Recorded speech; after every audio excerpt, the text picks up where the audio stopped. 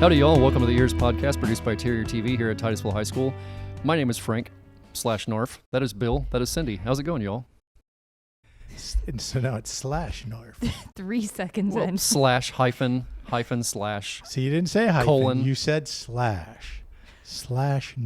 What's the thing that's not a colon that looks like a colon? A semicolon.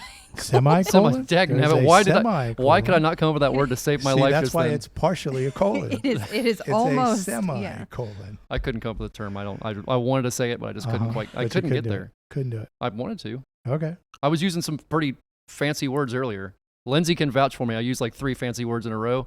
I felt pretty special about it. It was very impressive. Was it? Okay. I used semantics before you ever did.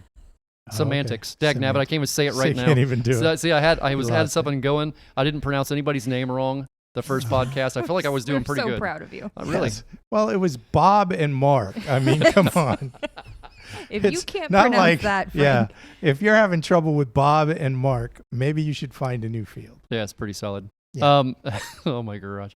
So today this is the last podcast of the season. Is it? It will not go up in that order, but that's perfectly fine. Right. There'll be others. There'll be others. Sorry. Yeah, there will be others after this. Those of you out there who have just let out a big cry of relief. Oh yeah, big no, sigh. Yes. No, you still have other stuff for Now you. you were saying there were some senior pranks that happened. Tell us about these situations, because I am very curious. When I came in today, yes, the seniors, their last day was yesterday, and traditionally what they do is they do some sort of prank. We never did anything stupid. Well, but they don't do stupid stuff. They have to get permission. It has to be because people have gotten expelled over things that they've done 2 days before graduation. So you don't want to do that. Administration doesn't want that to happen. Nobody really wants that to happen. And I got to tell you that 18-year-old kids are 18-year-old kids, and they don't make the best decisions in the world. And they think that what they're doing is hilarious. They're convinced that it's funny. And they need somebody to say... So I shouldn't be laughing right now, you're telling me. Okay, wait a minute, that's destructive. Oh, okay. That's not funny. There's a limit to the madness. There is. I mean, and so that's why things have to be pre-approved. So do tell us. And it was they put a couple of goats in the principal's office, and the goats spent the night in the principal's office. Did they eat anything? And goats, no, they had food. They didn't eat any of the furniture. They didn't poop or pee anywhere? No. Oh no, yes, they did do that. Oh, I guarantee it. Yeah. Oh yeah, there was some goat excrement. Sizable piles, I imagine. I'm going to guess the person they got approval from was not the principal. Probably not. I don't know that for sure. It might have been. I mean, they did get a kick out of it. But there were 4 goats. 2 were put in the principal's office. 1 was put in a guidance counselor's office who has the misfortune of her son graduating Ms. this Roberts. year. Yes. And then 1 was put some other place, and I don't know where. And I think... And it's still there. Was there, is there something... I mean, I know we're the Terriers, but there's some kind of thing I don't understand about goats in TitusvilleIlle School? I think somebody knew where they could get goats. They had access They had access to goats, so therefore, that means goats. I was just trying to figure out the correlation. Mice? Mice? There were live mice. In the same room with the goats? No, not in the same room as goats. In Miss Minnie's classroom. Ooh.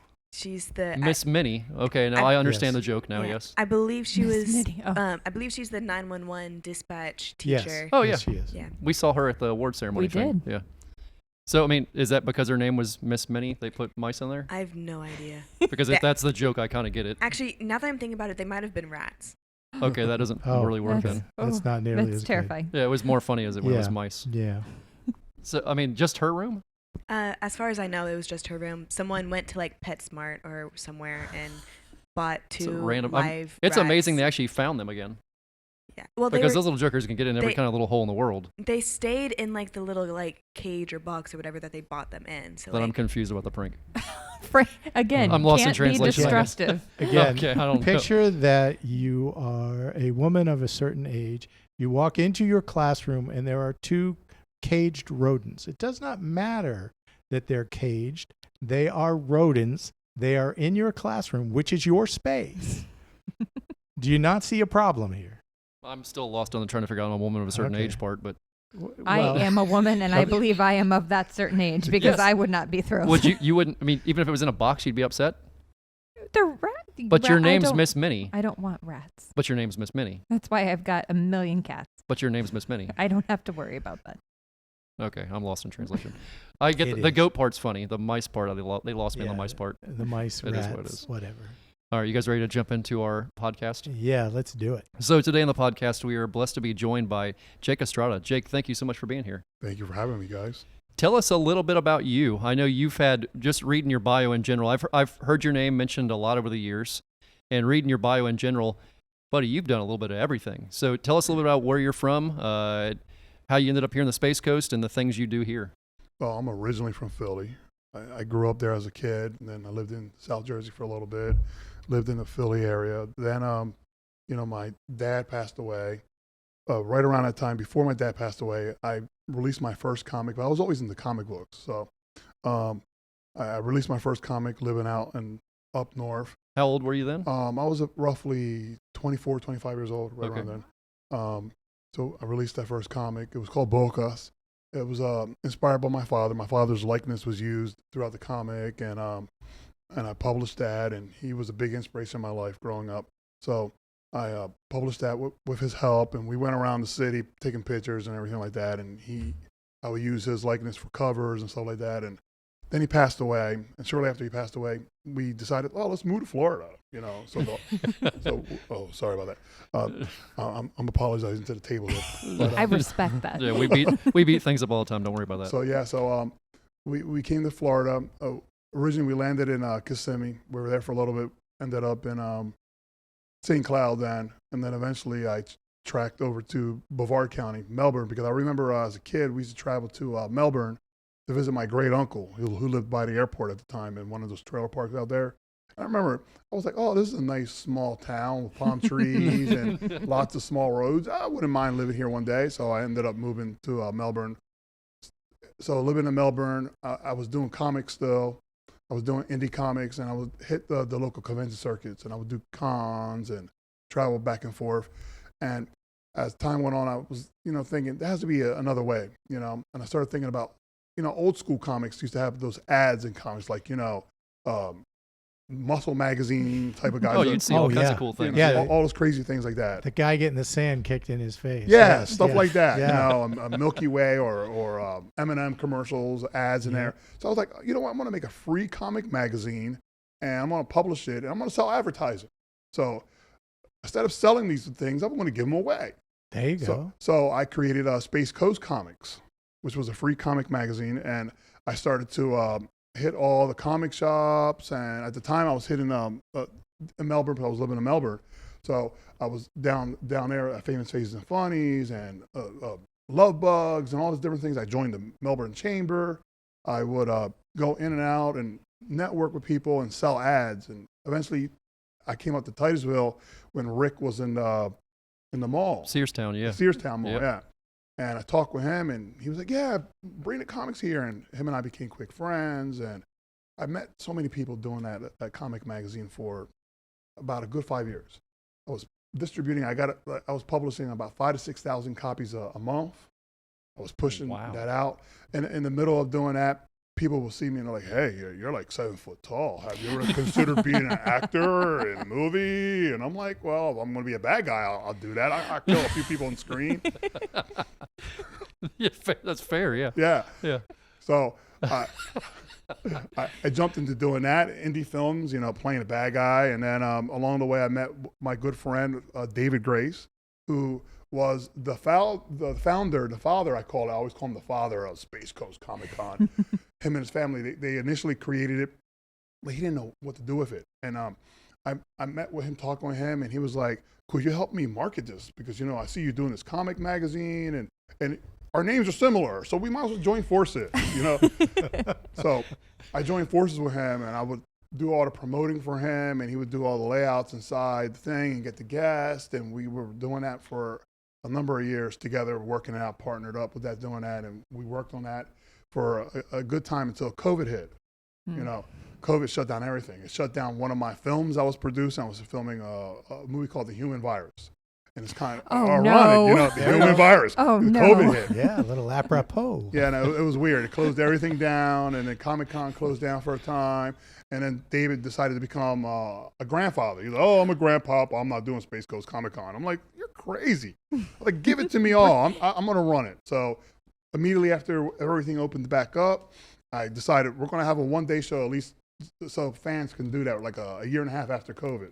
So I did. I restarted Space Coast Comixx. We started pushing it out in Vieira. We had it in Vieira. Then we moved back to the convention center out here in Cocoa the following year. And then last year we had it out in Melbourne, out in the Wickham Park Community Center. Okay. So, I've been doing that now for the last 3.5 years, just pushing Space Coast Comixx. I'm still doing indie films. I'm still doing comics. I'm still doing a little bit of everything, directing movies. While I'm promoting this, on Saturday, I'm going to be filming a little bit for my next film, Bocas Part 3, which is based off the likeness of me now. I'm Bocas, bigger, fatter version of my dad, I always say. So for you, growing up in Philadelphia, what was your draw to comics? What originally drew you into this world? So for me, for comics, really, when I was a kid, I couldn't really read or write. I was a dumb kid. I always tell people I was a dumb kid. I couldn't do anything. I couldn't read, write. But comics was like a gateway into reading and to understanding.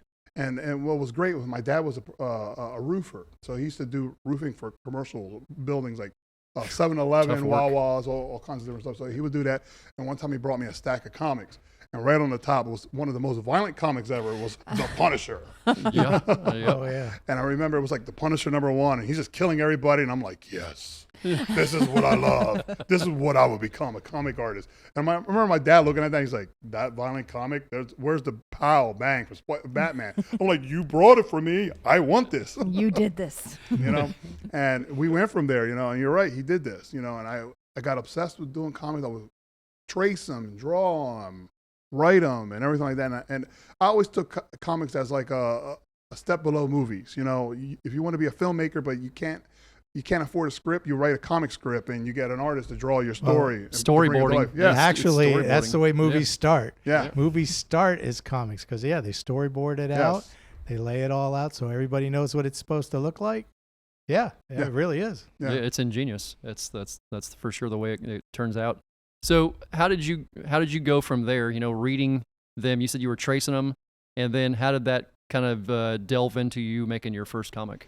So obviously, I started taking all the art classes. I ended up getting a multimedia design degree in college. I was drawing everything, from butterflies to cats to, reindeer, whatever. You got to learn how to draw everything. This sounds like a story of a tattoo artist somehow mixed in there too. There you go, yeah. I have sold designs to tattoo artists and that's all I had too. So, there's a bunch of stuff mixed in there, Okay. So I just learned how to draw everything. And then I just used everything that I learned and just threw it into a comic, and I made an ugly mess. The very first issue of Bocas, I call it the bootleg edition. I remember running down to Kinko's and making Kinko's copies and folding them and stapling them and learning how to cut them myself. That's what I ended up learning how to get into printing, and I ended up getting into printing, and I worked as a printer, printing other people's comics. Would print them and then cut them down to size and mail them out, thousands of copies that would do that. I had a high-end copier doing that at a time too. So I've done a lot of different stuff in the comic field. At one point, I even owned a comic shop out in Kissimmee for about a year until I got tired of it. I'm like, I'm done. I'm moving on from this. This is too much. So these days, we'll talk about this in a second here. What are your favorite comics or maybe comic areas? And then are you still doing comics? Are you still making comics? Yeah, I just had a Kickstarter for issue #2 of Bocas Volume 2 for the origin story of Gusano. Gusano's one of the main villains in the Bocas universe. So I have an origin story where he's telling his dirty deeds on how he became the bad guy he is today. And I had a Kickstarter for that, and I just raised enough funds to print a few issues of that. How awesome is that? That's awesome. Yeah, so where did you said the original idea behind all that was your dad. How did him passing affect that and just keep you keeping that story for your pop going? So Bocas is he's like a part of me. He is a part of me. He's a facet of my personality, but also my father's personality. So for Puerto Rican lore, like I always say, like in every culture, there's like, people have the boogeyman. In Puerto Rico, they call it El Cuco, which is the boogeyman. Oh, you better be careful. El Cuco's going to get you.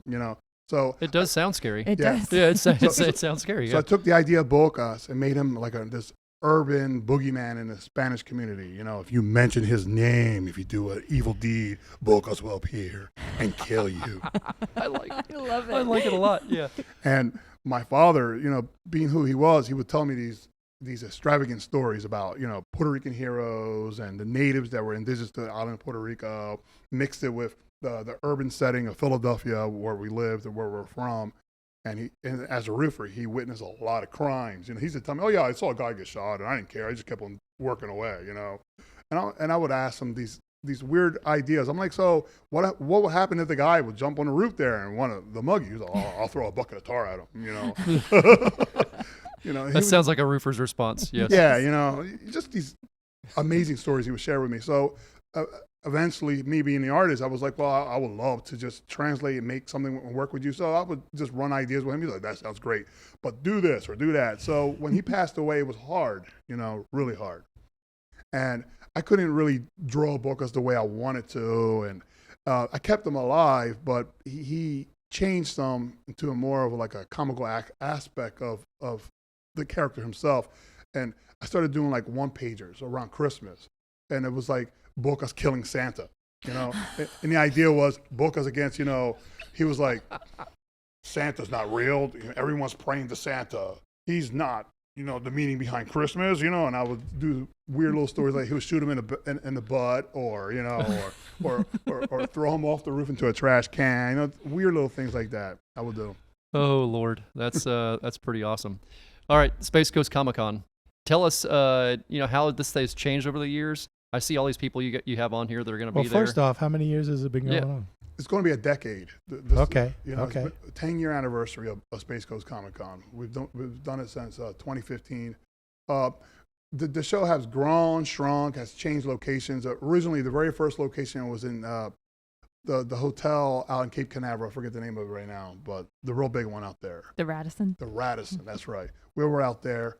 We had a bunch of first timers, like Cecil Gardner came out. He built his big Walking Dead display there. He tried it out there the first time before he became Bavard's superstar, cosplay extravagant, professional cosplayer. He ended up being flown everywhere.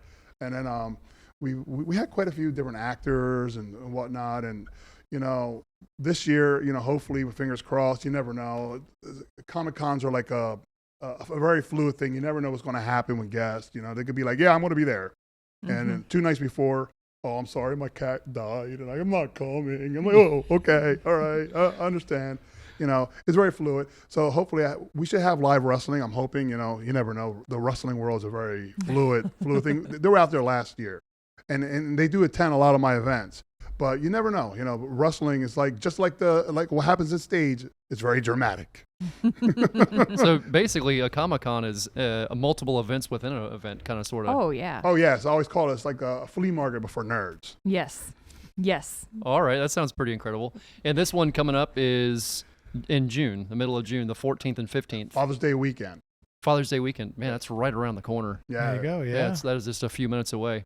Is this an all-day thing? How do you guys set this up? It runs from like 10 to 5 on Saturday and 10 to 5 on Sunday. Okay. And so it's an all-day thing for most people. By the time you're there, by the time you're there, if you're attending, you're looking at your watch, like, is it 5 yet? If it goes slow, hopefully it's not going to go slow. We always get a pretty great attendance, especially on Saturdays. So it's going to go fast.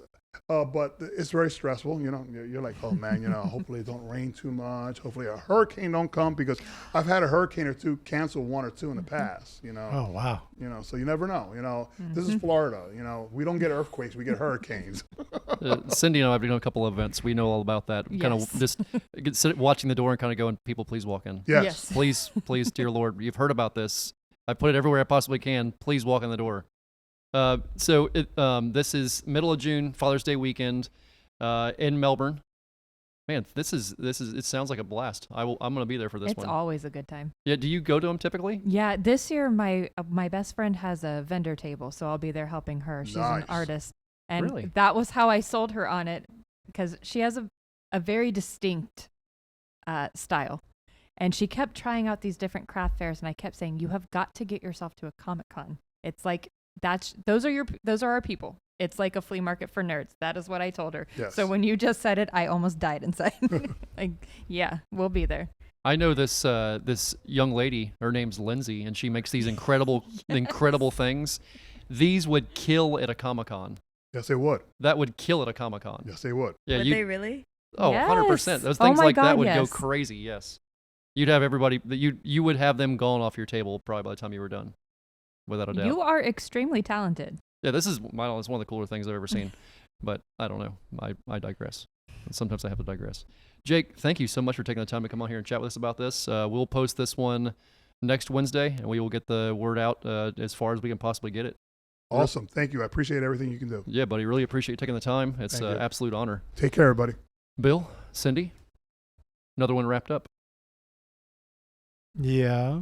Are you excited about the school year being done, buddy? Where are you traveling to?